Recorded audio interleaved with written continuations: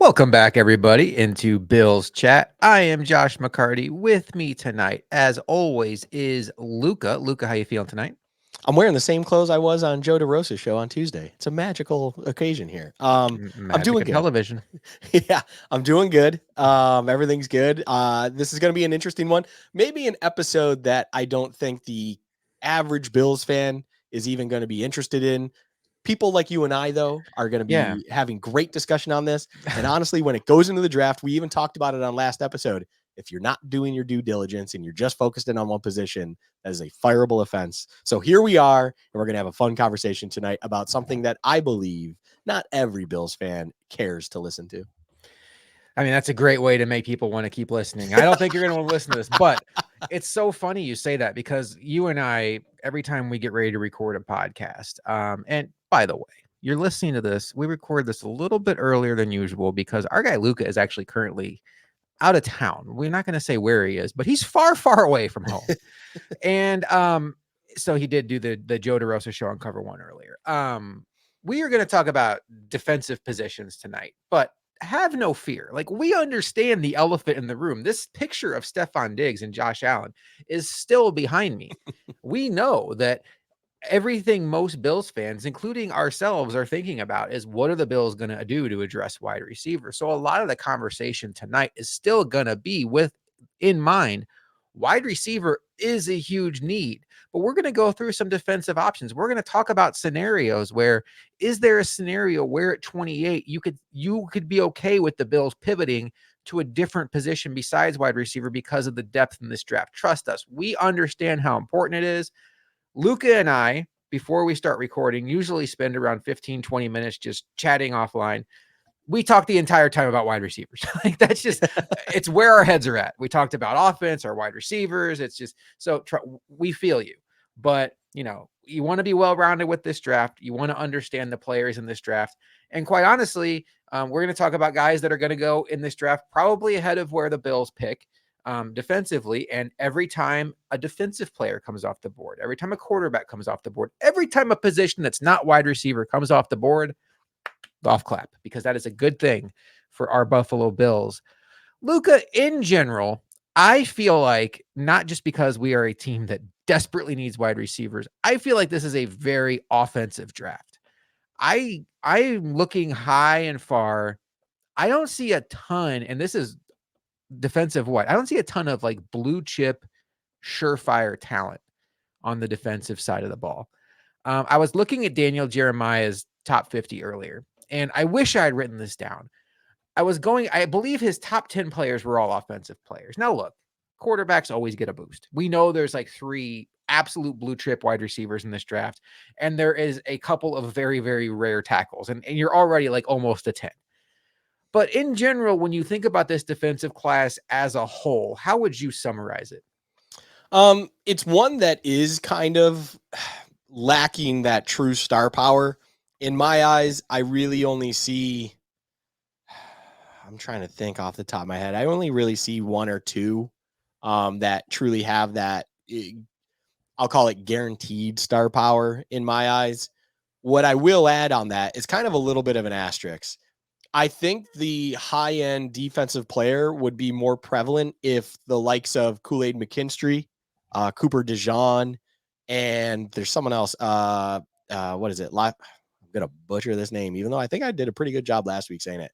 Laitu, man, I'm butchering this. Anyways, the edge out of UCLA. Those three individuals are coming off injuries, if I understand correctly, and that is where it's becoming difficult on where you end up taking them because all three of those players have very high end potential to them. Latu definitely. Cooper DeJean, in my eyes, he had a fantastic pro day coming off of a broken leg and still running almost a 4.4 flat.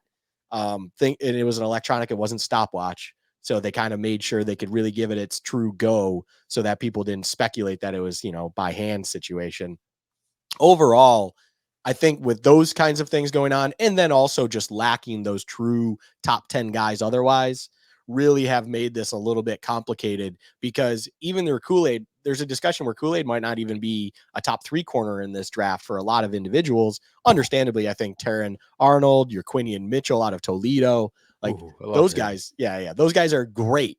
Yeah. And unfortunately for McKinstry, who was looked at as the best corner going into this past college year, he's fallen off due to the lack of tape and the lack of recent tape and recency Mhm. bias and all that stuff. And there's nothing wrong with that. It's understandable. You have more proven tape or more current tape on other individuals who then also are excelling in your pre-draft workouts and whatnot. So this draft on the defensive side of the ball is a fascinating one because normally when you do have that one premium edge, that one or two premium corners, things like that, it really kind of shuffles out in a weird way that they're going to be taken. It's just truly not understood when teams are going to be taking those players and how it will break down before the Bills and even after the Bills going into day two. It is going to be one that there's a lot of good players out there on the defensive side of the ball. It's just truly no guarantees. This guy's top 10, this guy's top 12, whatever it might be.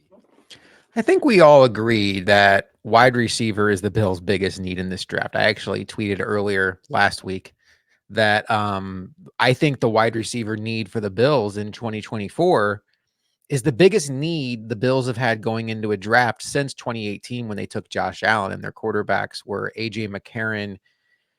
Oh, playing the memory game here. Nathan Peterman. AJ McCarron and Nathan Peterman going into that draft. They traded away Tyrod Taylor to acquire assets to get Josh Allen. And, that was a team that didn't have a lot of talent. I think they also had a massive need at linebacker. Quite honestly, Ramon Humber was coming in to be the starting linebacker because Preston Brown had left town, and then they traded up for Tremaine Edmonds. The point of that was when Brandon Beane generally goes into a draft, he tries to make sure that he doesn't have such a desperate need that he has to draft for need.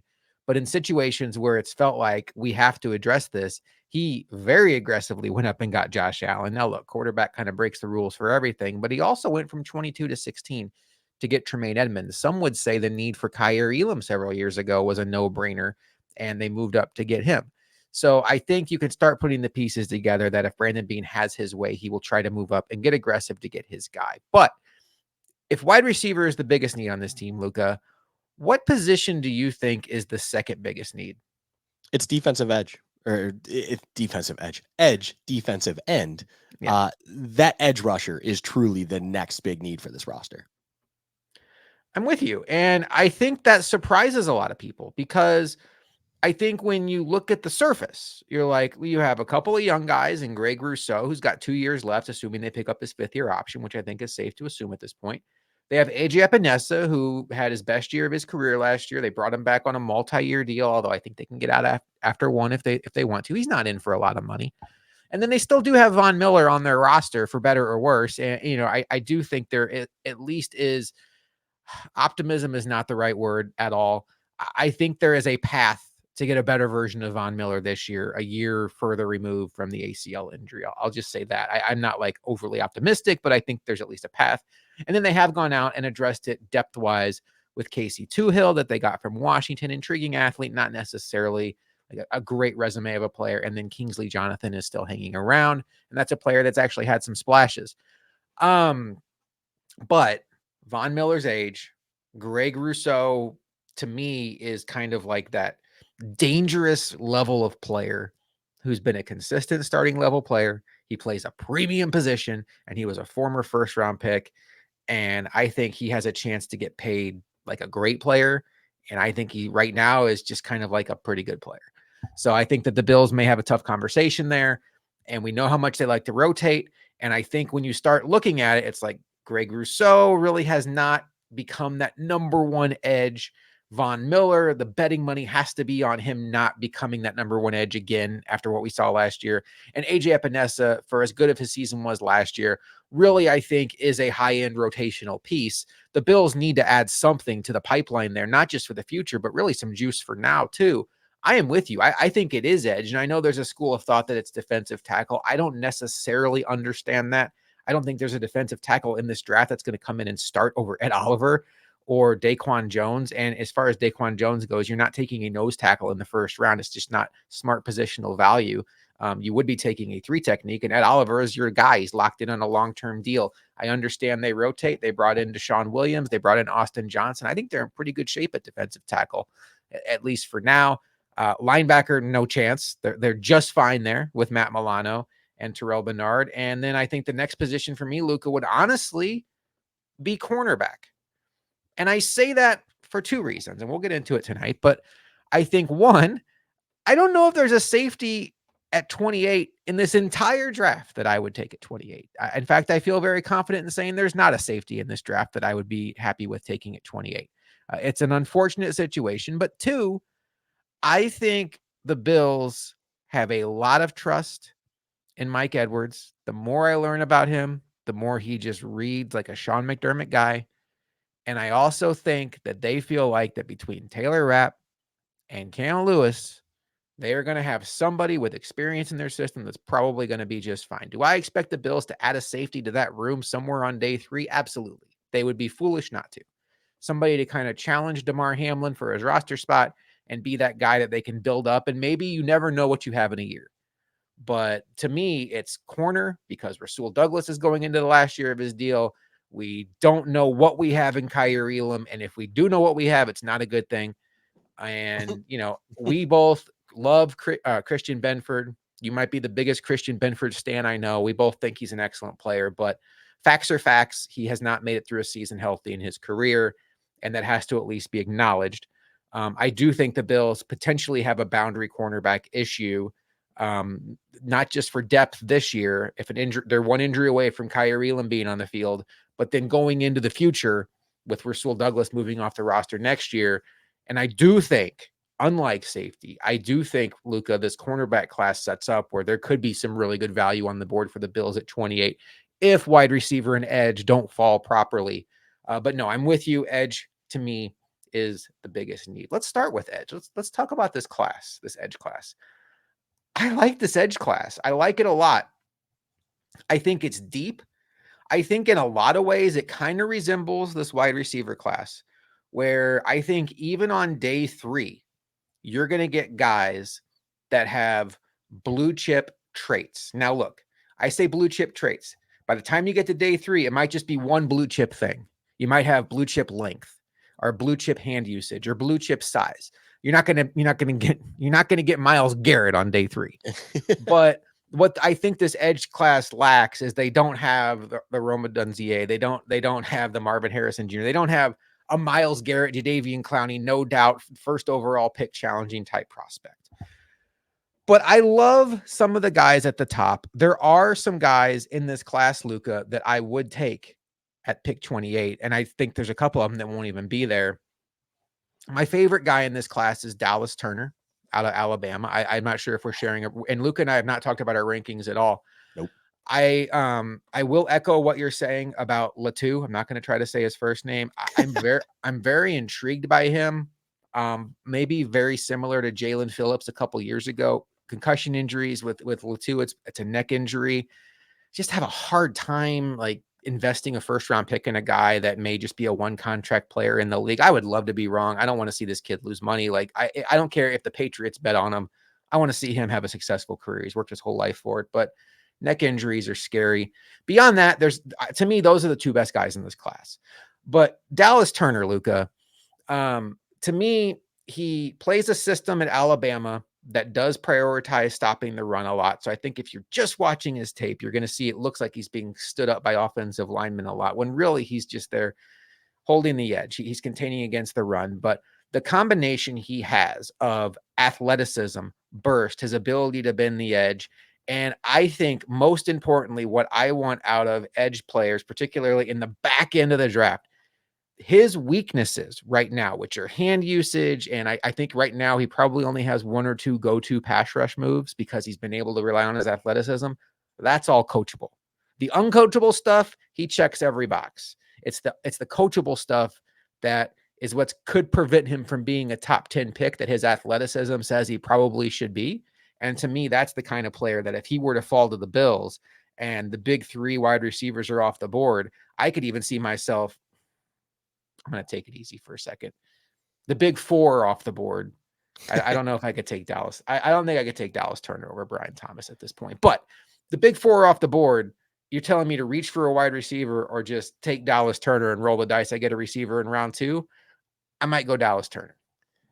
I do go Dallas Turner if BTJ is still on the board at 28 and you are picking at 28 and Dallas Turner sitting there, I would take Dallas Turner.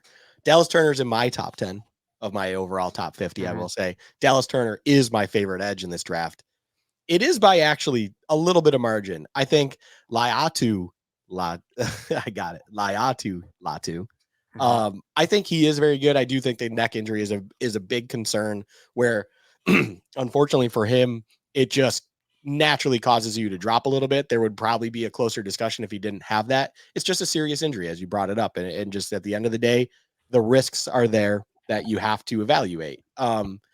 I'm with you that I hope he's successful. I think I'm a little less if he's taking a shot at with the Patriots, because the last time they took a huge injury risk guy, they just so happened to draft the best tight end in the history of the NFL, who had major back concerns out of University of Arizona, and we all know the history of Rob Gronkowski and the New England Patriots. Anyways, I digress. Overall, though, Dallas Turner, Latu. Now, Latu is where I would still take the receiver over him. I think Dallas Turner is truly the only one that I would find that, but I'm with you. He has everything that you can't coach that you would like at an edge. And then on top of it, it is a premium position still that you have him controlled for 5 years effectively.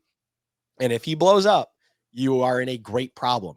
Like, you have something in front of you that is a great problem to have. Is it going to make the receiver position a little bit more tricky that you don't have that blue chip guy? Yes. But also, we've talked about at length, this is a deep receiver class where hopefully they did their homework, going well beyond the first and even early second round of receivers, that they like guys that would fall to them at pick 60, and or they navigate whatever they need to do to get back into day 2, whatever it might be, to then take guys that they truly believe can still be a great receiver for this team down the road, and you didn't have to take that round 1 pick to do so. That is the key to all of this. It is BPA, best player available, something that I would always hammer home. It is just constantly the thing to do, where you have a Dallas Turner. For what it's worth, Josh, he will not fall past pick 16. That is Yeah. just, it won't happen. But in this theoretical world, if he did, I would almost find it irresponsible on Brandon Beane's part not to take him at 28, because he's just that good. And overall, I will say, just to kind of wrap it up, I think this edge class is kind of sneaky good. They don't have the Myles Garrett, the Jadeveon Clowney, the Von Miller, that kind of guy that's the bona fide easy, if not top pick, top 3 pick, top 4 pick, because it's an edge premium defender and ready to go day 1. But overall, I mean, your Latu and Dallas Turner. I think Chop Robinson is a fascinating prospect in his own right. I think Jared Verse is a very good one as well. There are guys here, Darius Robinson as well, just to round out 5 of them.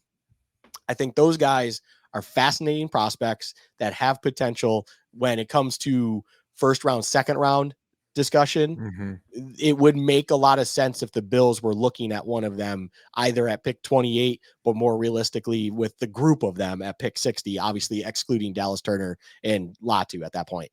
At pick 60 it is. But overall, with edge being in both of our minds as, needed, those are guys that I would be not over the moon, but I'd be very happy with, other than Dallas Turner, but I'd be very happy with being a Bill come post draft. You mentioned Rob Gronkowski. Do you remember who the Bills Yeah. took over him in round 2? Oh, I shouldn't have brought that up, because I feel like I used to, but honestly, I can't actually think of it right now. Here's a hint for you, because the reason why you can't remember is he had a very underwhelming Bills career, but he's a guy that used to be a Madden stud. You would always sign him in Madden free agency. I believe you did. Defensive I believe so, tackle, yeah. Terrell Troop. Oh yeah. Terrell Troop. That was such a disappointing draft. I Ugh. bring that up because we're all sitting here like, you have Curtis Samuel and Khalil Shakir. You have to take a wide receiver. That year, the Bills went into the draft with Ryan Fitzpatrick and Levi Brown at quarterback, and they took a running back in the first round when they had Fred Jackson and Marshawn Lynch already on their roster. Mm-hmm. And in the second round, with we have hindsight looking back on it now that we know like these guys didn't work out, but they had Colt McCoy and Jimmy Clausen sitting there, and they took Terrell Troop. I was more mad about Colt McCoy and Jimmy Clausen not coming to Buffalo than I was about Rob Gronkowski at the time, because I was just like, I can't believe we need a quarterback so bad, and we're just not looking at a quarterback. But that's neither here nor there. Jimmy Clausen, the Golden Tate merchant. Oh, yeah. He also threw to was it Floyd? Yeah. Michael I think they overlapped. Yeah, you might be right. and Yeah. maybe Jared Samardzija, who ended up pitching for the Giants. No, Samardzija was Brady Quinn era. Man, Brady Quinn. by the Okay. way, you want to talk about a Notre Dame team that was fun to watch. Brady Quinn with the best spiral, honestly, that I can recall, going to Jeff Samardzija. Oh man, what a time that was. Sorry. What a Just time. oh, Lost a Matt Leinart on that quarterback sneak, the what? original tush push. Yeah. All right. Anyway, we digress. You can tell how much we want to talk about defense.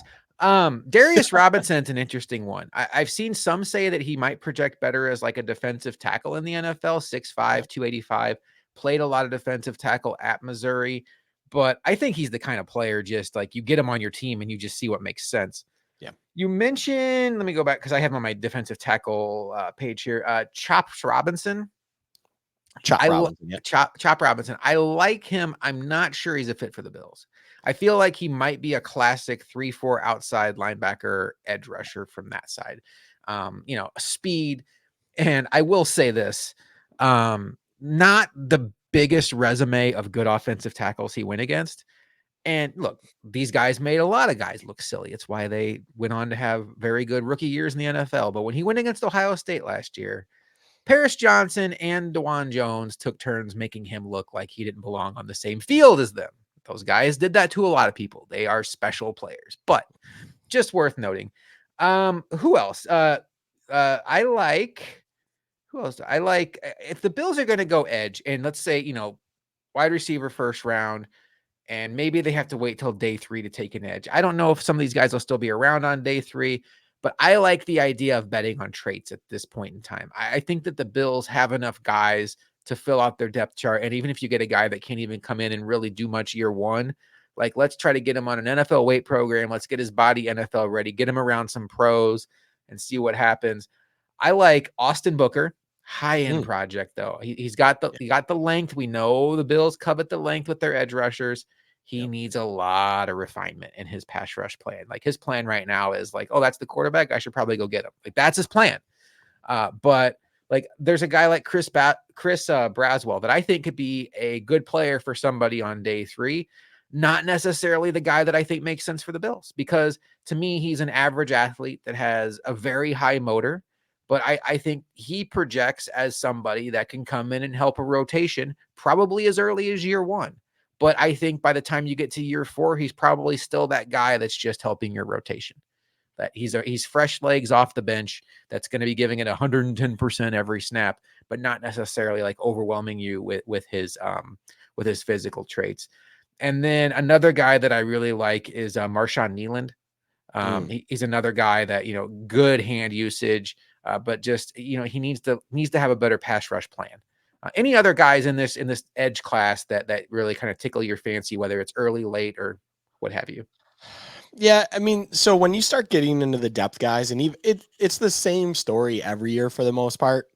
It really comes down to simply you have to understand that if you're not drafting a guy in the edge game this year outside of the top, if you're drafting them outside of the top 15, 20, they're not a polished machine there. They are going to need work. And there's a lot of those guys this year. I think that's why it kind of falls off a shelf a little bit. But overall, I think all the guys you mentioned are great. I think Austin Booker is kind of the definition of high ceiling, low floor. He really is. Like when you talk about raw, I don't think there's any I don't think there's a more raw player in this year's draft, to be quite frank. He's as raw as they come, but boy, if you know what you're doing, he can be something real good that's worth kind of the gamble. Just for size purposes, Braden McGregor for a day 3 guy. If they're looking for someone with size, length, all of those kinds of things, he checks all those boxes. Now you're taking him day 3. He's probably going to be even mid day 3, if not a little later. And it's one of those ones where I look at it as on the draft board. If you're sitting there day 3, it's like him and Miles Cole. And you're looking at these guys and you're just like, look, we need bodies at edge. We want to see what we can do day 3. These guys have length. They're athletes. I mean, they're not the fastest of people, but at the same time, they are not the slowest either. And if you can kind of fit a role for them, figure out a way for them to be utilized in whatever athletic facet of the game possible. And with the new, let me just point this one out too, because I had this thought not only just now, but with those kinds of day 3 guys, Josh, the kickoff rule change. How does that change the philosophy of special teams now and the type of individuals you put out there? Because it feels like you want as much length and reach as possible now because you're starting at a standstill, no more run up. You're not running the length of the field anymore. I'm very, very curious to see how that works because if you have a McGregor, if you have a Cole, who are big, lengthy athletes, are they going to be able to kind of find a role that they may not have normally figured out on special teams? Just something to keep in mind when you talk about these kinds of guys. Now, are they going to put 340-pound D tackles out there because they have length? Probably not. But overall, if you have these guys that are only, 250 and still ran like a 4.6 and they have that length, to me, just thinking ideally what you want out there now with the new rule, it kind of makes sense in my eyes that day 3 might shift in that way where you normally took the bigger, lengthier linebacker and maybe you start to take a shot more on edge because 1, edge is a premium position. 2, you can see how you can develop them on the defensive side of the ball. And 3, maybe they can figure out more of a role for them on special teams early on where they still, they're on active day rosters. They still, whatever it is with them as they develop. And then from there with the Bills kind of in mind, they can still be in the rotation if needed then on that. And it becomes more valuable because as we talk about in our game previews all the time, there's a reason that Kyer Elam would always be healthy scratched and yet Cam Lewis was out there or whatever it is. It's because you need versatile players on game day active. And if this edge has that niche in special teams, that gives them a head above maybe that third or fourth defensive tackle that you can't put out for anything else. So just something to keep in mind. But yeah, Brady McGregor, Miles Cole, kind of those lengthier, taller DNs I see as day 3 guys. Just catch my eye a little bit to see what you can do with them. I'm trying to remember. I don't want to get his name wrong. Daryl Johnson, the Bills drafted probably 5 years ago. Yeah. Huge edge, great athlete. Won a game for the Bills in Tennessee by blocking a kick that I was at. And, he never really made a name for himself as an edge rusher. But you're right. Like he was a depth guy and he was a core special teamer. And that a lot of these guys, like, we always talk in draft prep about like the upside, the ceiling, like what could this guy be? But truthfully speaking, you're lucky if one member of your draft class becomes a star, 2 or 3 of them become useful starter / high end rotational pieces. Yeah. After that, if you get a couple core special teamers, man, you had a bang up draft. So it's all stuff to consider. You mentioned defensive tackles. Let's go there. You and I both agree that the Bills, barring something unforeseen, should not be taking a defensive tackle in the first round. Yep. I'm not sure that the value would line up for it anyway. I don't think Byron Murphy would be there. And I don't necessarily think that he's a fit for the Bills either. I think he's a little redundant with Ed Oliver. Mm-hmm. And, I'm not sure what his path to playing time. And I understand the Bills rotate heavily, but I don't know why you would invest a first round pick in a guy that plays the exact same position as one of your highest paid long-term investments on defense, who you are seemingly thrilled with and probably should be. But before we get to anything else, I think one of the most popular names in the draft, Luka, is T'Vondre Sweat. And he had a rough week last week. Had a DWI pop up. And this is not the first time he's had some off-field issues. There's been work ethic questions with him, but holy cow, 6'4", 366, moves good for his hands, moves good for his size, very quick hands. What do you do with T'Vondre Sweat? I don't think he was a first-round prospect to begin with. I'm almost positive he's not now. Is this a wipe him off your draft board situation? Is this if he falls to day 3, then we have a conversation? Where are you at with him? 1, I don't think he falls to day 3. A man of that size does not fall to day 3. But 2, I think he just, when you create your draft board, he is one of those ones where you just have under a question mark, right? We kind of had that with Burton as well in the wide receiver class. You just have certain guys, you put the question mark over them. They're not off your draft board entirely. I see a lot of comments out there where it's like, hey, that's not a McDermott guy. McDermott guys aren't questionable or have off-field issues. I do think they obviously take that into consideration. They want leaders, of course. They talk about that at length, all of these things. But I don't think they ever remove a player truly because of that. Right. because that just feels a little bit extreme in the sense of if it's still a player that's worth risk of some value. The only guy you're eliminating from that is if all of a sudden someone pops and they were like a borderline draft player in the first place. So you eliminate them from your draft board because essentially you're not willing to take them as an undrafted free agent. That's where that conversation comes in. A guy who was probably going to squeak into the second round or be drafted mid second round, he probably falls now to the end of day 2. And that's where eventually someone's going to be like, look, it's pick 20 of the third round, and there's a 366-pound man sitting there. Those Right. don't grow on trees, so eventually someone's going to have to take them. Overall, though, in the Bills sense, I would be a little surprised if they took him, even though I do like him a decent amount. The reason I bring that up, though, is because you have other individuals. It's not a light defensive tackle class. There are other guys out there that are kind of maybe not 366 pounds, but they are north of 300, and they can fill those roles as you approach day 3. So it just doesn't make a lot of sense in the Bills scenario where they don't even have a third round pick as of right now to then go and do something for a Tavondre Sweat, because you will be able to find a Leonard Taylor the third or a Dwayne Carter or something of that similar build as a Tavondre Sweat. And it just, the juice is not worth the squeeze at that point. I think you hit the nail on the head with where his range is, because you said end of third round. That's where those compensatory picks start popping up. And a lot of times teams view those as like found money in the couch cushions. Like, you find $1 in your couch cushion, you're more likely to go out and buy a lottery ticket with that, because it's like, holy cow, like this was money I didn't even realize I had. I think that's where teams can get a little bit, you've seen like the Broncos take Maurice Clarett way back in the day with that kind of stuff. I'm with you also. I'm not as convinced that the Bills would just take him off their board because like he's not a McDermott guy. I get like the Bills, Tim Graham's talked about, they have the no assholes policy. I do think McDermott has enough cachet now where I think he trusts himself to like get the best out of people. I will tell you, and this, this is not like body shaming or anything. I have a really hard time with a guy that is already 366 pounds before he gets rich. And he has work ethic issues before he gets rich.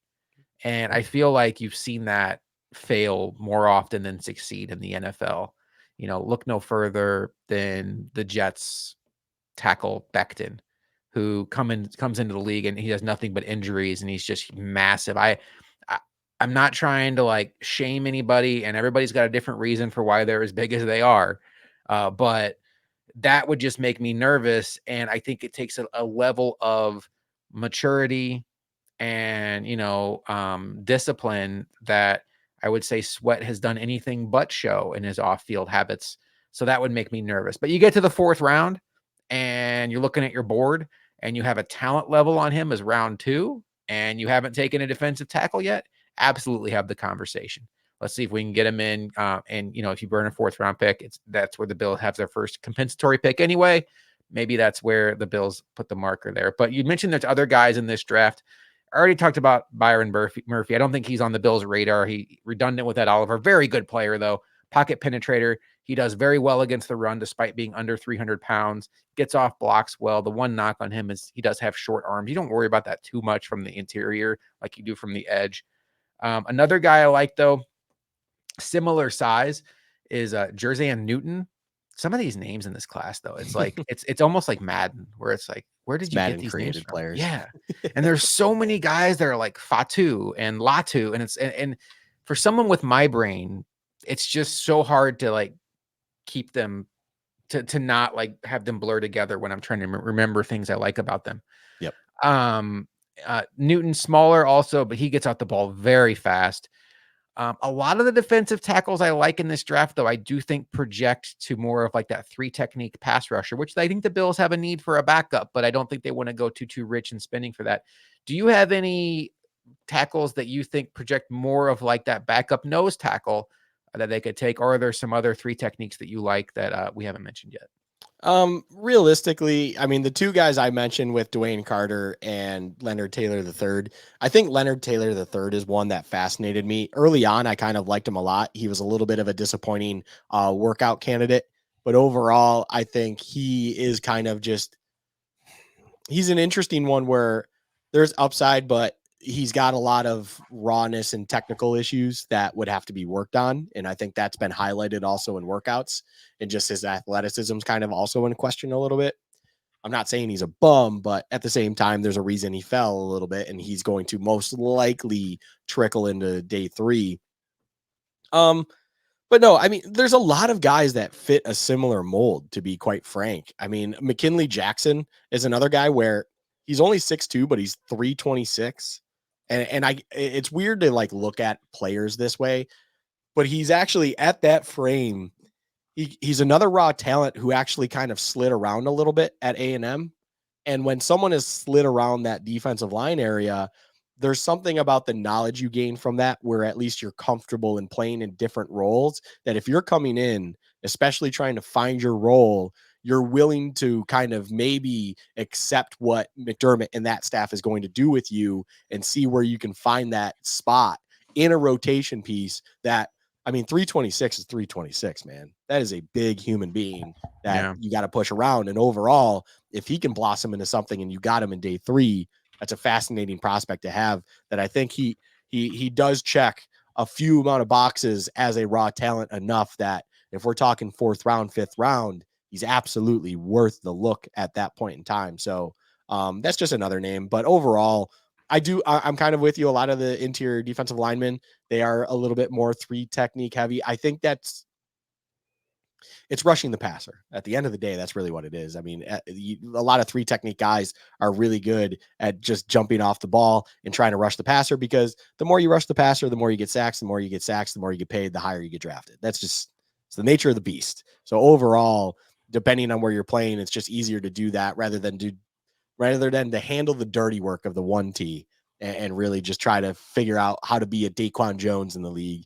Although, as we Bills fans fully understand, Daquan Jones is one of the most valuable players on that roster for very good reasons, and his job is extremely important. But to wrap it all up, there's a reason at the end of the day we don't draft a defensive tackle with a blue chip in my mind, and that is because you do have Daquan Jones, you do have Ed Oliver, and even with a rotation, you can get away with what you have kind of in-house and then see what comes day 3, because you could find your McKinley Jackson at that point and see where you go from there. Yeah, I think that's spot on. I think you take somebody on day 3, you build them up, you see what you got, and maybe by next year he's ready to challenge to be that 3rd defensive tackle, because it feels like for the next 2 years, barring a massive injury to either one of them, Ed Oliver and Daquan Jones are going to be your 1 and 2 defensive tackles, and the Bills seem to be in pretty good shape there. Let's talk about cornerback, because my favorite defensive prospect in this draft is a cornerback. I do think he's a blue chipper, and I would take him in the top 10. I've seen mock drafts where he falls into the 20s. I would take him over every wide receiver outside of the big 3. That's how much I love him. That's including, I always have to pause when I say this because I'm just thinking about who the Bills are going to be throwing the ball to. But then I have to remember the receivers that are going to be available to them in round 2. I love this cornerback. I think the rest of the cornerback class is interesting. I think there are a lot of cornerbacks in this class, Luka, that read like McDermott cornerbacks, where maybe, and even your guy Kool-Aid, where if you're not drinking the Kool-Aid on him because of lack of measurables or, lack of tape playing man coverage, the Bills, they play a lot of zone. And they sprinkle in some man, but it's very much a 1/11th defense. They don't ask their cornerbacks to play on islands. It's do your job and trust the guy behind you type mentality. And your guy Kool-Aid is where he's supposed to be more often than not. But the guy I love, you have your hand up. You gonna guess? Yeah, can I guess? No, go for it. So I think early on I mentioned Quinion Mitchell and you said you liked him a lot, but I don't think it's him. Mm. I believe it's Nate Wiggins. I think Nate Wiggins is your guy Oh. because, for what it's worth, before you say it, he is my number 1 rated corner, and I believe we share a wavelength on that. You know me very well because I thought I was gonna blow your mind when Nate Wiggins was my number 2. Oh, He's my number 2. It is Mitchell. oh, okay.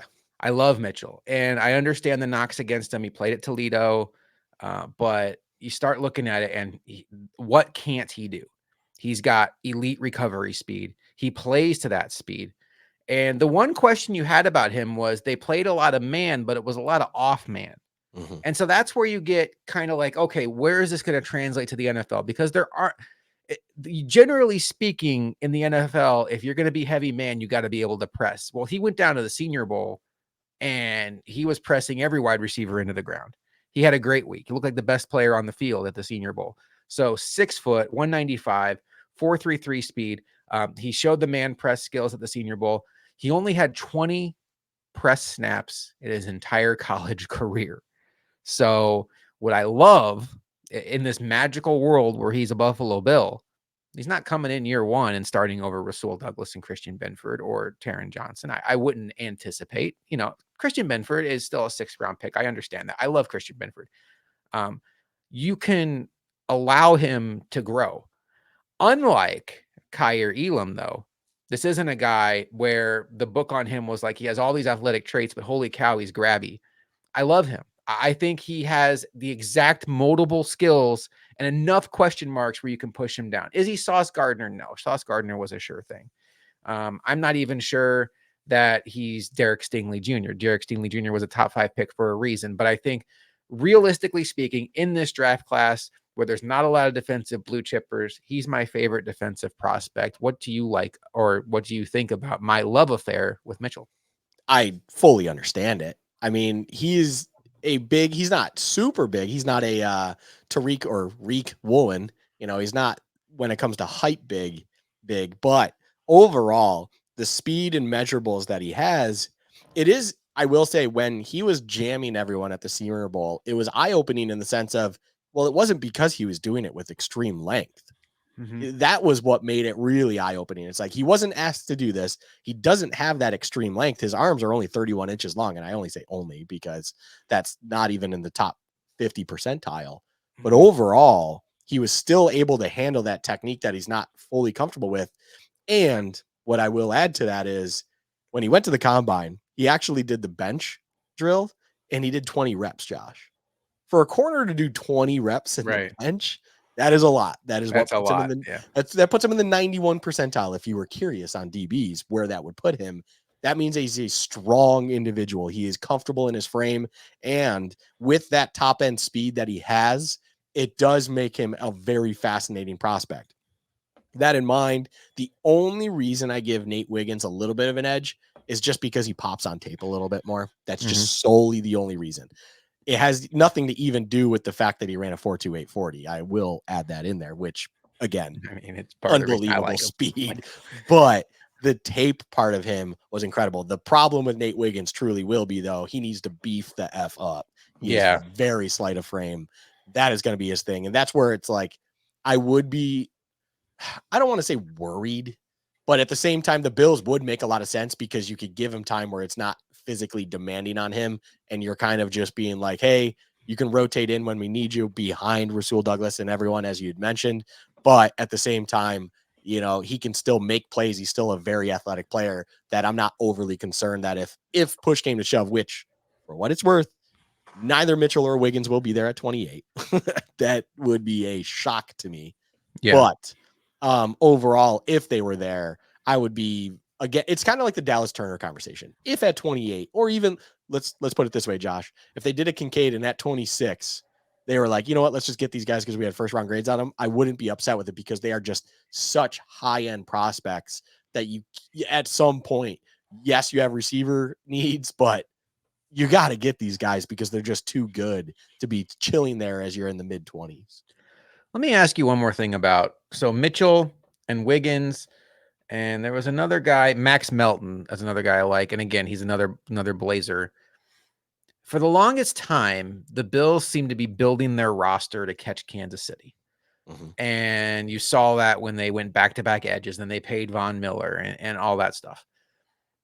I know the Bills have owned Miami. Okay, I get that. And they really, they've done a very good job against them. But you can't ignore the fact that Tyreek Hill and Jalen Waddle are in your division, and Garrett Wilson's not going anywhere. And they could very easily draft a wide receiver this year. And what if they get their hand on Neighbors somehow, some way? That's a long way of saying, can you see a scenario where the Bills are like, look, we've done pretty well so far. But at some point, with what the speed we have in our division is, we have to be able to throw some dudes out there against Miami and the Jets that can run with these guys, because we right now have to play a certain kind of defense when we play these teams. There's not a cornerback in this league that can man up Tyreek Hill one-on-one. Like, we all get that. But in general, like, the Bills are probably going to have to go through Jamar Chase if they want to go to a Super Bowl. So I just think, do you buy into that at all? Like, kind of peeking around the division, like, we want to win our division. We won it by the skin of our teeth last year. Miami's not going away. Maybe we should prioritize some speed on the back end, or is that overthinking it? I don't think that's overthinking it. The first goal going into every year is win the division. That is what teams do going into every season. And you have to accommodate for your division because it's the only team you play twice on the schedule. It's guaranteed you will be playing that team twice. So with that in mind, as you're pointing out, the division remains as speedy as it is. The elephant in the room is the Bills are not the fastest on defense, and they need to do something about that. Cooper DeJean did run a 4.43. Just putting it out there if you want to have a little fun. Just saying. Cooper Hey, if you want DeJean, to have a lot of fun, he's my top rated safety in this class. If you want to have a lot of fun, I play him at corner. That's me. I'm just saying he showed enough where it's like I I I love the idea of safety. And honestly, if I was Sean McDermott or if I'm Sean McDermott, I bet you he looks at it and he goes, "Look, I love turning corners into safeties, and boy, is he a fun one to do that with because he's a baller. He is just a straight baller and punt returns, and he's kind of a returner as well. That is exciting. I'm not saying that he's gonna, be that speed nut, especially when we're talking about, Wiggins, Mitchell. He's not quite there. But at the end of the day, there are guys that could be their late first round that it's like, yeah, receiver is important. And we talked about how important edge is. But as well, and you brought it up early in this episode, that third is corner. I'm with you on that because unfortunately 2 years ago, you drafted a corner that wasn't Christian Benford and is Kyrie Elam, and it really doesn't feel like it's panning out at this moment in time. Under the radar, he changes number to number 5. Josh, I don't know if you're even aware of that. So maybe he's trying to turn over a new leaf by changing his number. I know someone personally that is not going to be fond of that or isn't fond of that if he's already aware of it. Guy hates single digit players. Oh, I was like, did you buy a jersey? Because no, he just hates single digit players out on the field. Whatever. I mean, it's clear why he chose number 5. He's 5th on the depth chart. Oh, baby. Bada bing, bada boom. Like he really hates 0 people, by the way, because he says those guys get 0 bitches. Just well, I mean, he's gonna love the Stephon Diggs update then. Or did Diggs go to 1? He went to 1. He went to 1. Who went to 0 recently? Somebody notable went to 0. I don't know. It doesn't matter. Yeah. I do want to not gloss over Cooper DeJean because I did make the comment he's my top rated safety. I don't say that tongue in cheek. It's certainly not because he's a white guy, he can't play corner. It's more so if you're going to roll the dice on somebody that's a safety in round 1, he's the only one I would consider. I think Cooper DeJean can play nickel in the NFL. I think Cooper DeJean can play boundary in the NFL. Yeah. I think if there is a safety in this class that's worth a first round pick, it is him. Maybe he's like Micah Hyde, where you draft him, you figure out what position he plays, because Micah Hyde came into the league as a nickel cornerback and ended up being a safety. Yep. I like the way his skills translate to safety. I really do. I think he has that ball hawk ability. I do worry about how grabby he is when he's in man coverage. I do wonder about like that as far as sticking with receivers in the NFL. He's fast enough to do it. You mentioned the punt return skills. Like Micah Hyde also had that. I'm not trying to comp him to Micah Hyde, but I just see a lot of parallels, and they went to the same school. They did. Yes, okay, they're both Iowa boys. Yep. That was an accidental comp where it's just like, oh, let's just pick 2 guys who went to the same school. So, to me, that's a good idea. That's, not my favorite idea. That'd be like all the wide receivers are gone and there's not really a great edge idea. Let's just take Cooper DeJean. We know he's going to help us somewhere, not quite sure where. Kool-Aid. I know you've been high on him. You've mentioned him several times. What do you think about Kool-Aid? I think Kool-Aid McKinstry from Alabama.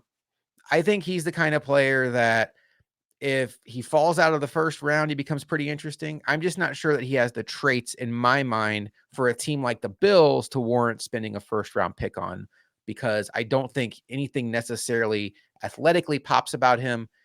And I'm not sure that given with the state of their team at other positions where I do think there will be some at least good ideas on the board, that he's the guy that would make sense for them in round one.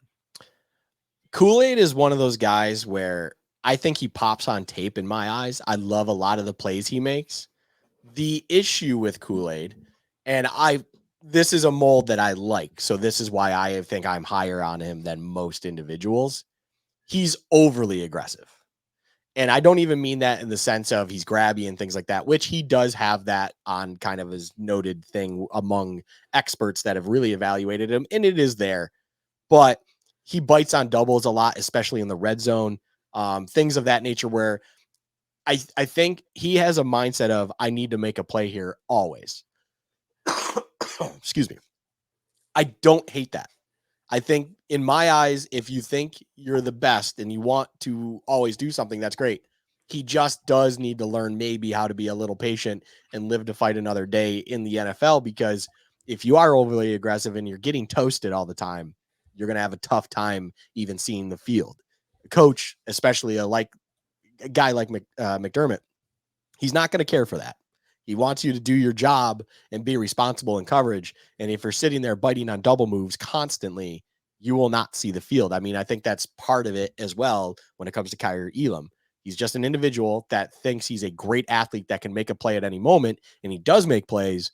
But the problem is he shows too much that he's not making plays as he's biting on whatever it is or not being responsible enough in his coverage assignment that it becomes a problem. I think Kool-Aid just fits certain teams in certain coverages and certain defenses a lot better than the Bills. But the way I'd put it is, if I took Kool-Aid and I made him a Cardinal, I think it'd be a great marriage. I think he'd fit that defense very, very well. And I think they would understand what to do with him a lot better than even the cornerback whisperer known as Sean McDermott, because I just don't think Kool-Aid as a play style, as a guy between the ears, plays in a way that suits what McDermott tries to achieve in defensive coverage. And overall, he's not a good enough athlete when it comes to the NFL, where it's like, he can make up for it with his, otherworldly speed and or size and frame. Like, he is, it's not that he's small, he's just not overwhelmingly large or fast either. He just doesn't have that. He's not your, if he was a couple inches taller, Josh, and had your, let's say, Quinion Mitchell 40, I think he would be a Patrick Peterson like guy, in the thought of you just need to get him to understand the NFL side of coverages and to live another day, not be overly aggressive. Because even with how incredible Pat Pete was and living through that life was incredible, he early on, he did like to bite a lot, and he got bit in the ass a lot when he was in defensive coverage. The Cardinals just did a really good job in that era of kind of shifting coverages over there and letting him thrive in that world, because it became a problem at one point. And then eventually he warmed up to the NFL. He warmed up. He understood things. He's a very cerebral guy, of course. That's why he's still in the league to this day. But I think that's Kool-Aid's biggest problem is he has a lot of things in his bag. He has a ceiling to him that is very, very good. He just has some tendencies, has this aggressive mindset to him that I think truly is something that's going to have to be molded in a way that can transition well in the NFL, because he's not going to be able to get away with what he did at the college ranks in the NFL, of course. I have a cornerback that I think Sean McDermott would be pounding the table for. I don't think he'll be a Buffalo Bill. I think he could be off the board by the time the Bills pick. I'm not sure. I mean, they just signed Taron Johnson to an extension, but I mean, this is to me Taron Johnson 2.0. I think this highly of this player. Enos Rakestraw from Missouri. This guy, he plays every play like it's the last play he's going to play. And I mean that as a compliment. He is not afraid to stick his nose in there in the run game. He is not the best tackler right now. You have to get that coached into him, but it's not for a lack of willingness. He is an aggressive player in the run game. I think he projects as a slot in the NFL level. He is a smart, heady player. They rave about his communication skills. I mean, he just reads like a McDermott 111th, like future team captain. He's going to be a coach on the field. He plays with an intensity. He's one of those guys that McDermott would say he's a dog.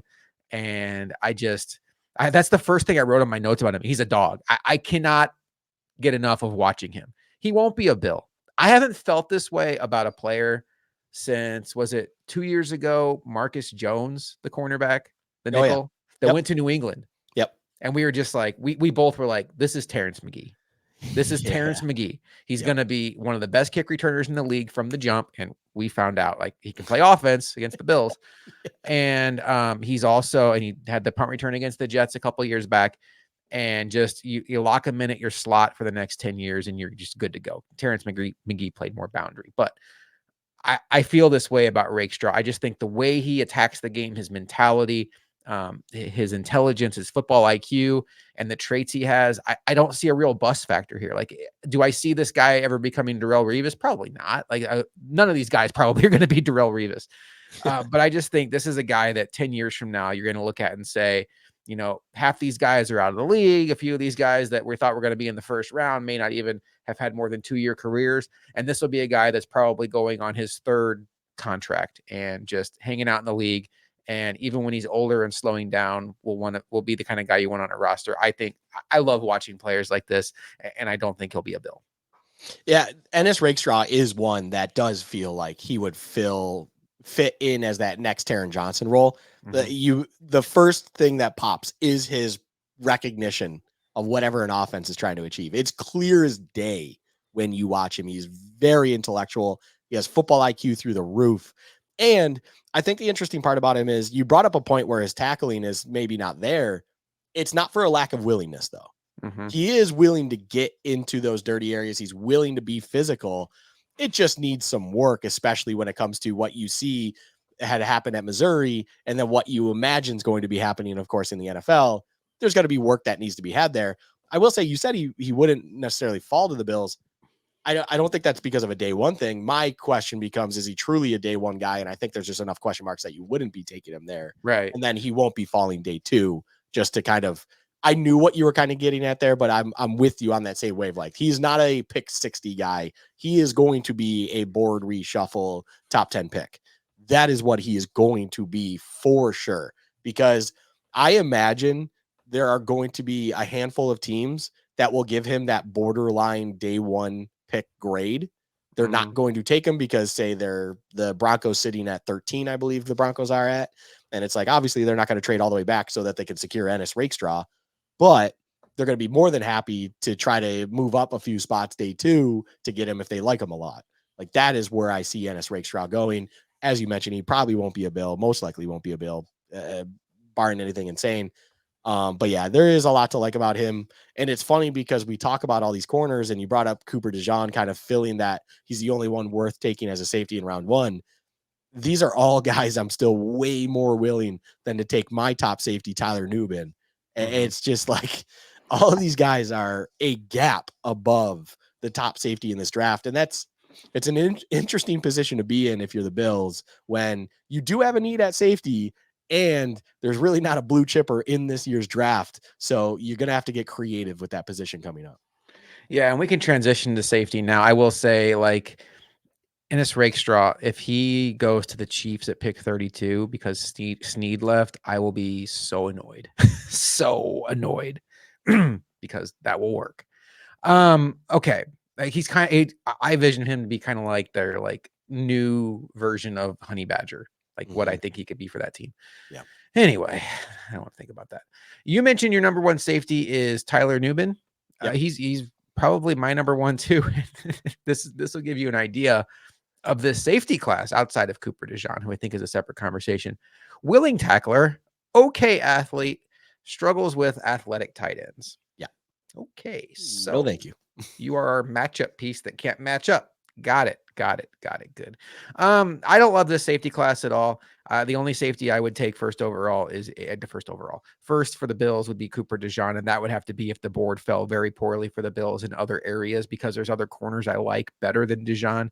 I just think he's a player that will eventually fill a role. Just not sure what that role would be just yet. I do like, if you want to take a flyer on somebody later in the draft, I do like Javon Bullard. Good speed, good coverage ability. Another guy has that football IQ, kind of pops. I think he's just somebody you're kind of rolling the dice on. But again, this is not something I think the Bills should do in the first or second round. And quite honestly, he's probably like a late 2, early 3 kind of guy, and he's probably not going to be in the Bills range. I think the Bills will add a safety at some point in this draft, Luka, but I think it'll be on day 3. And Yep. I don't see it with this class at all. Yeah, really, the guy I circle is Kalen Bullock out of USC, and I it's got him just down. because he kind of fits a mold that is and he's a hell of a ball hawk. He really is. Like, he is kind of that guy who sniffs it out, and he has the size to really make it difficult for opposition to get it over him, essentially. Where I can see a world that if he's a Bill, he's going to take some work because I think he's more known as a man slot than a zone slot situation if you're trying to match him up, which again, we talked about what we didn't like about the top safety in both of our boards. This guy could maybe fill that role for you if needed in a pinch. But when we're talking about a guy that realistically, yeah, I see him bleeding into early day 3. It's not a good class. It just isn't. Yeah. And there's not much more to really discuss on safety for the unfortunate fact that there's just 10 corners before you really even start debating on a safety you'd be comfortable with. And unfortunately for the Bills, as I mentioned, it sucks to kind of have a little bit of need there. So you're just going to have to be really creative in this upcoming year. And hopefully you find a guy, or you have a guy like a Kalen Bullock in my eyes, but someone that come day 3, if the board falls away, you're comfortable with taking a flyer on and seeing how it works development wise, and maybe get him a role on game days, special teams, whatever it might be, so that he can be on active rosters and maybe even rotate in and get some, let's say garbage time, football play time to learn how to be a defensive, safety in the NFL. Yeah, that's kind of where my head's at too. And then we still have to do linebackers, and I have to raise my hand, Luka. I ran out of time, and my confidence that the Bills are not going to take a linebacker made me put that position down to the very bottom. And I can kind of go through with it right now if you guys want, like why I don't think the Bills will take a linebacker. They're a predominantly nickel team. They have Terrell Bernard and Matt Milano on the front line. Have Dorian Williams, who I think they're grooming to be their linebacker 3. I think they made a very smart signing in free agency, Nicholas Morrow, to be that insurance for Dorian Williams. And then they still have Balin Spector on the roster, who can be that core special teamer. And, you still never know what you have in him as a future linebacker. I don't see a spot. The Bills aren't taking a linebacker in day 1 or day 2. That's just the facts. And I don't see a spot for a day 3 linebacker to even win a job on this roster. And that's not really Brandon Beane's MO. They have 10 picks, and I would put the over under at 0.5 linebackers taken, and I would take the under. Are there any linebackers that you like in your research? Day 3, guys. I mean, I'll be frank. There's no linebackers that I'm even remotely sniffing come day 2. There's definitely not one day 1, unless you want to call Dallas Turner a linebacker or Chop Robinson a linebacker. Yeah. Then we can get into that conversation. But obviously, we discussed them earlier as edge players, because that's what they are. There's a couple guys. I mean, how do I get Tyron Hopper or Tyron Hopper? He's someone that kind of, when it comes to day 3 guys, I find fascinating. He's an athlete. He's got length, and he fits the classic, like, if the board falls away situation, which by day 3, that's exactly what everyone's doing. I can see the Bills taking a flyer on him. I mean, he fits kind of that similar. He's 6'2", but still 230. He's got reach. It's not the greatest of reach, but he's very fluid as well as a runner. And a lot of things are, it's not like he's an absolute, bum, where if you're not in a position where you truly need a linebacker to make an impact right now, as you well said, he's the kind of guy you bring in house as your 4th, 5th linebacker, whatever the situation calls for, and you see what you got. And if he ends up on your practice squad, he can sit there comfortably and see what you have as you roll with what you have in Bernard, Milano, Dorian Williams, and so on and so forth. So it's just one of those things where you have him, Tommy Eichenberg, just a name that everyone knows, I would imagine, out of Ohio State. He, to me, is like, it's like your classic, just, how do I say this? He is, he's your classic white Mike. He's just your classic, just stonehead you put in the middle of your defense and you just let him run downfield. That's what he is. Like, I don't know how else to say it, man. And also, fun fact, he's born on 11/11/01. It's just a fun birthday. But overall, it's just one of those things where the linebackers are tough. And where I'm sitting here, and the second one I mentioned is a box guy, someone that just lives, tackle to tackle and just wants to run down into your face. The days of needing that guy top 10 are long gone. You need athletic coverage based linebackers, especially if you're the Bills, as you mentioned, living in nickel defense primarily. I don't foresee the Bills taking a Tommy Eichenberg, as much as I love that name also for what it's worth. And yeah, I mean, Tyron Hopper is the one guy that kind of I loosely circled as I could see the Bills taking a flyer on him day 3, but it's really, really difficult for me to look at anyone else. They're Of course, someone else could be taken by the Bills. Let me just preface that. But at the same time, it's if the over underline was 0.5 for linebackers taken in the draft by the Bills, even with the number of picks they have, I would take the under as well. There's not a lot there when you have other things you need to do, when you have the depth at wide receiver. There's a lot of decent corners that you could take a flyer on. We talked about edges day 3, maybe the philosophy on kickoffs change, where instead of taking those flyers on linebackers, you're taking edges because they're starting at standstill. Whatever the philosophy change might be there, all of these factors are in mind that it's just very difficult for me to see the Bills taking a linebacker at all. Yeah, it'll be tricky. They're in great shape at linebacker as far as next year goes. If they stay healthy, they've done a good job backfilling that position and hopefully not finding themselves in a situation where AJ Klein is trying to cover Hall of Fame tight end in the playoffs. Yeah. Well, Luka, we are, as this episode went up on Monday, 10 days away from the NFL draft. 10 days. It goes by quick. It goes by quick. And that means it is time next week for our third annual Buffalo Bills mock draft. And the way it will go is Luka and I will divide and conquer. We will divide up. I'll take the evens, he takes the odds, or he takes the evens, I take the odds, to be determined. And then we will compromise on a Bills pick when they get on the clock. And Luka, spoiler alert, we haven't talked about this outside of we are going to allow the potential of the Bills trading up in our mock draft because Hell yeah. I think that's a reality we're living. But it's my favorite episode we do of draft prep because for me, I spend an unhealthy amount of time researching the teams that I'm assigned. I take in their content, I follow their beat reporters.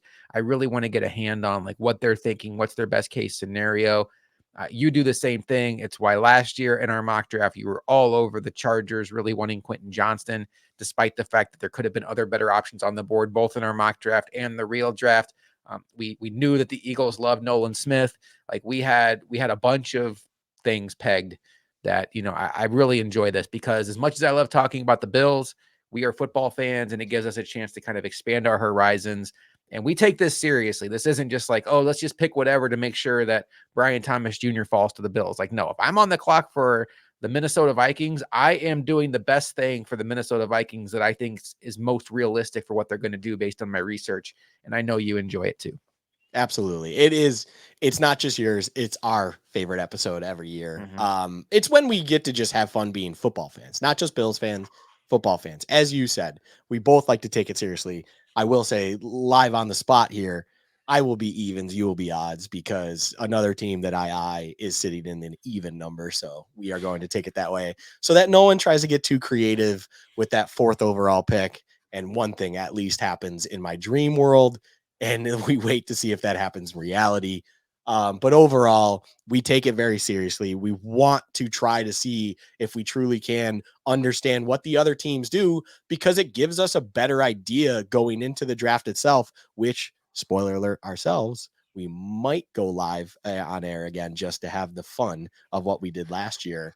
And we have a good understanding of what to expect until the unexpected happens, of course, and trades Mm-hmm. fly all over. And this is a year, especially, that things could really get crazy and happen. So, mocks, it's very difficult to do that. As you mentioned, we may try to flirt with that idea with the Bills, but we're not going to be all free willy nilly when it comes to trades because that just gets convoluted and insane at a certain point. When we are doing separate prep, I can't just interrupt Josh and be like, actually, what if I offered you this as he's ready to take a pick? That's pretty asinine. So overall, very excited for that next week. And we hope that everyone enjoys it because it truly is one of our favorite episodes every year. And it's great prep for our draft live show that we are going to be doing this year, as we will do a watch along of the first round of the NFL draft. We will invite our guy Stokes. I think I need to reach out to Stokes. Stokes, I know you listen every week.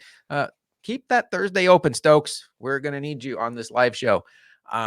Get plenty of pizza, get plenty of wings, whatever your snack is, and come watch the draft with Luka and myself. We will react to it. I really enjoyed it last year, whether it was laughing hysterically when the Lions took Jack Campbell, or panicking when the Bills trade up and Luka and Stokes were ahead of me on stream and they knew who it was.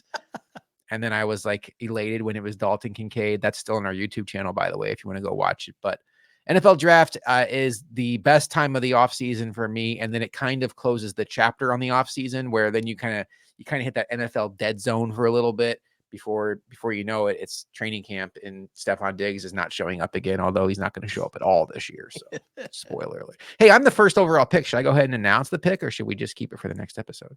No, we should keep it for the next episode. Do what the NFL is doing to the Bears in real life. We are going to put a muzzle on it, and we will make you wait until the day of. Perfect. Are you a fan of the movie Draft Day? No, we go over this every year. Every year, Josh, I need you to watch it. I still haven't seen it. It's pretty dumb. Yeah. It's good to scratch that draft itch, but like if you're a draft head and you like care about position value and like what smart teams would do in the first round, like it makes no sense. I do know the one clip where it's like 3 second-round picks traded for, I think it's like a top 5 pick or whatever. Oh yeah. Mm-hmm. It's just like, in no world does that actually happen, people. A top 5 pick where the best quarterback is still on the board, but Jacksonville panicked. Spoiler alert. I know, spoiler alert. All right, Luka, get out of here. You need to go enjoy your vacation. Yeah, I'm excited. I'm excited for a little bit of time off here, Josh. It's well deserved, well needed, and I know we are going to have a great long weekend wherever it is we end up in this crazy world of ours. You can catch us on Bill's Chat on YouTube. Anytime news breaks, we are all over the Stephon Diggs trade. We try to get a video up there. Luka and I will put a podcast out every Monday morning on Spotify, YouTube, Apple, everywhere your podcast can be found. We have some fun stuff coming in the coming summer months that we're already planning. And then we will obviously have our live draft show. That's going to be the highlight of our off season. So we look forward to it. We hope that Bill's Chat is your one-stop shop for all Buffalo Bills content, because we hope that you enjoy the product that we put out. And we can't thank you enough for taking the time to listen or watch us, whatever your pleasure is. For Luka, I am Josh McCarty. We will talk to you next time on Bill's Chat.